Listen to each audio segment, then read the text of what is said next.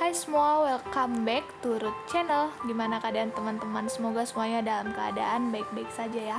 Kali ini kita akan membahas sebuah konten, tapi sebelumnya jangan lupa like, comment, subscribe, dan share. Kali ini kita akan membahas apa yang dimaksud dengan apresiasi prosa fiksi. Teman-teman, yang pertama kita harus tahu dulu apa pengertian apresiasi dan pengertian prosa fiksi. Jadi, apresiasi adalah menikmati, menghayati, dan merasakan suatu objek atau karya dengan mengerti dan peka terhadap segi estetiknya sehingga mampu menikmati dan memaknai karya sastra tersebut dengan semestinya. Nah, dalam pengertian kesastraan, prosa sering diistilahkan dengan fiksi atau fiction, teks naratif atau naratif teks, atau wacana naratif. Prosa yang sejajar dengan istilah fiksi dapat diartikan sebagai karya naratif yang menceritakan sesuatu yang bersifat rekaan, tidak sungguh-sungguh terjadi di dunia nyata. Tokoh, peristiwa, dan latar dalam fiksi bersifat imajinasi. Nah, yang selanjutnya kita akan membahas jenis-jenis prosa fiksi. Yang pertama ada cerita pendek. Sesuai dengan namanya, cerita pendek dapat diartikan sebagai cerita berbentuk prosa yang pendek. Ukuran pendek di sini bersifat relatif ya teman-teman. Cerita pendek dilihat dari segi panjangnya juga cukup bervariasi. Ada cerita pendek yang pendek atau short story berkisar 500-an kata. Ada cerita pendek yang panjangnya cukupan atau biasa disebut middle short story. Dan ada cerita pendek yang panjang atau long short story. Biasanya terdiri atas puluhan ribu kata. Yang kedua ada novelet. Di dalam kasana prosa, ada cerita yang panjangnya lebih panjang dari cerita pendek, tetapi lebih pendek dari novel. Jadi panjangnya antara novel dan cerpen. Jika dikuantitatifkan, jumlah halamannya sekitar 60 sampai dengan 100 halaman. Itulah yang disebut sebagai novelet. Dalam penggarapan unsur-unsurnya, ada tokoh, alur, latar, dan unsur-unsur yang lain. Novelet itu lebih luas cakupannya daripada cerpen, namun dimaksudkan untuk memberi efek tunggal. Yang ketiga ada novel. Kata novel itu berasal dari bahasa Italia, novella, yang berarti barang baru yang kecil. Pada awalnya dari segi panjangnya, novella memang sama dengan cerita pendek dan novelet. Novel kemudian berkembang di Inggris dan Amerika. Novel di wilayah ini tuh awalnya berkembang dari bentuk-bentuk naratif non-fiksi seperti surat, biografi, dan sejarah. Namun seiring pergeseran masyarakat dan perkembangan waktunya, novel tidak hanya didasarkan pada data-data non-fiksi, pengarang bisa membuat novel sesuai dengan imajinasi yang dikehendakinya. Nah, jadi yang membedakan novel dengan cerpen dan novelet adalah segi panjang dan keluasan cakupannya. Dalam novel, karena jauh lebih panjang, pengarang dapat menyajikan unsur-unsur pembangun novel itu. Ada tokoh, plot, latar, tema, dan lain-lain secara lebih bebas, banyak, dan detail. Permasalahan yang diangkatnya pun lebih kompleks. Nah teman-teman, ada juga yang disebut sebagai roman. Roman itu berasal dari jenis sastra epik dan romansa abad pertengahan. Jenis sastra ini banyak berkisah tentang hal-hal yang sifatnya romantik, penuh dengan angan-angan, biasanya bertema kepahlawanan dan percintaan.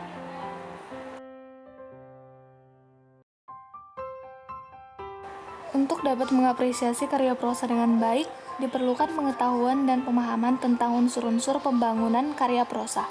Seperti jenis-jenis karya sastra lainnya, prosa fiksi baik itu cerpen, novelet, maupun novel atau roman dibangun oleh unsur-unsur ekstrinsik dan intrinsik.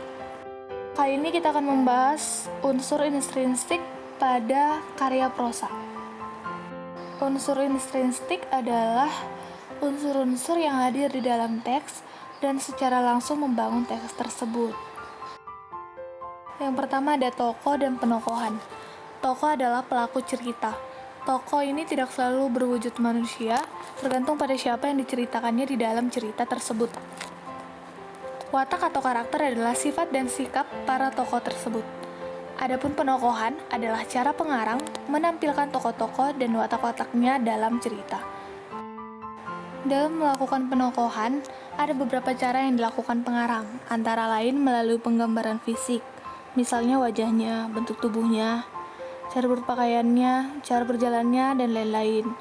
Yang kedua, melalui dialog, lewat percakapan, bahasa, isi pembicaraan, dan hal lainnya. Yang ketiga, melalui penggambaran pikiran dan perasaan tokoh. Penggambaran ini merupakan teknik yang juga digunakan pengarang untuk menunjukkan watak tokoh. Yang selanjutnya ada reaksi tokoh lain. Pada teknik ini, pengarang menggambarkan watak tokoh lewat apa yang diucapkan tokoh lain tentang tokoh tersebut. Dan yang terakhir ada narasi. Dalam teknik ini, pengarang yang langsung mengungkapkan watak tokoh tersebut. Nah, ada juga pembedaan tokoh-tokoh. Ada yang disebut sebagai tokoh utama dan tokoh tambahan. Tokoh utama itu tergolong penting dan ditampilkan terus-menerus, sehingga terasa mendominasi sebagai besar cerita. Tokoh tambahan adalah tokoh yang hanya dimunculkan sekali-kali, dalam porsi penceritaan yang relatif pendek. Unsur intrinsik yang kedua ada alur dan pengaluran. Selama ini sering terjadi kesalahpahaman dalam mendefinisikan alur. Alur selalu dianggap sama dengan jalan cerita. Pendefinisian itu sebenarnya tidak tepat. Jalan cerita adalah peristiwa demi peristiwa yang terjadi susul-menyusul. Lebih dari itu, alur adalah rangkaian peristiwa yang saling berkaitan karena hubungan sebab akibat. Cara menganalisa alur adalah dengan mencari dan mengurutkan peristiwa demi peristiwa yang memiliki hubungan kausalitas saja. Yang ketiga ada latar. Menurut Abrams, latar adalah tempat, hubungan waktu, dan lingkungan sosial tempat terjadinya peristiwa-peristiwa yang diceritakan. Latar dalam cerita dapat diklasifikasikan menjadi latar tempat, yaitu latar yang merupakan lokasi tempat terjadinya peristiwa cerita, baik itu nama kota, jalan, gedung, rumah, dan lain-lain. Yang kedua ada latar waktu, yaitu latar yang berhubungan dengan saat terjadinya peristiwa cerita, apakah berupa penanggalan penyebutan peristiwa sejarah, penggambaran situasi malam, pagi, siang, sore, dan lain-lain. Dan yang ketiga ada latar sosial, yaitu keadaan yang berupa adat istiadat, budaya, nilai-nilai atau norma dan sejenisnya yang ada di tempat peristiwa cerita. Unsur intrinsik yang keempat ada gaya bahasa. Dalam menyampaikan cerita, setiap pengarang ingin ceritanya punya daya sentuh dan efek yang kuat bagi pembaca. Oleh karena itu, maka bahasa akan diolah semaksimal mungkin oleh pengarang dengan memaksimalkan gaya bahasa sebaik mungkin. Gaya bahasa atau stile adalah cara mengungkapkan bahasa seorang pengarang untuk mencapai efek estetis dan kekuatan daya ungkap. Untuk mencapai hal tersebut, pengarang memberdayakan unsur-unsur stile tersebut, yaitu diksi atau pemilihan kata, pencitraan, atau penggambaran sesuatu yang seolah-olah dapat diindra pembaca, majas, dan gaya retoris. Diksi. Dalam penggunaan unsur diksi, pengarang melakukan pemilihan kata. Kata-kata betul-betul dipilih agar sesuai dengan apa yang ingin diungkapkan dan ekspresi yang ingin dihasilkan. Yang kedua ada citra atau imaji. Citra atau imaji adalah kata atau susunan kata yang dapat memperjelas atau memperkonkret apa yang dinyatakan pengarang, sehingga apa yang digambarkan itu dapat ditangkap oleh panca indera kita. Dan yang terakhir ada gaya bahasa, adalah teknik pemilihan ungkapan kebahasaan yang dirasa dapat mewakili sesuatu yang akan diungkapkan dan efek yang diharapkan. Unsur intrinsik yang kelima ada penceritaan, atau sering disebut juga sebagai sudut pandang atau point of view, yakni dilihat dari sudut mana pengarang bercerita. Terbagi menjadi dua, yaitu pencerita intern dan pencerita ekstern. Pencerita intern adalah penceritaan yang hadir di dalam teks sebagai tokoh. Cirinya adalah dengan memakai kata ganti aku. Sedangkan pencerita ekstern bersifat sebaliknya. Ia tidak hadir dalam teks atau berada di luar teks dan menyebut tokoh-tokoh dengan kata ganti orang ketiga atau menyebut nama.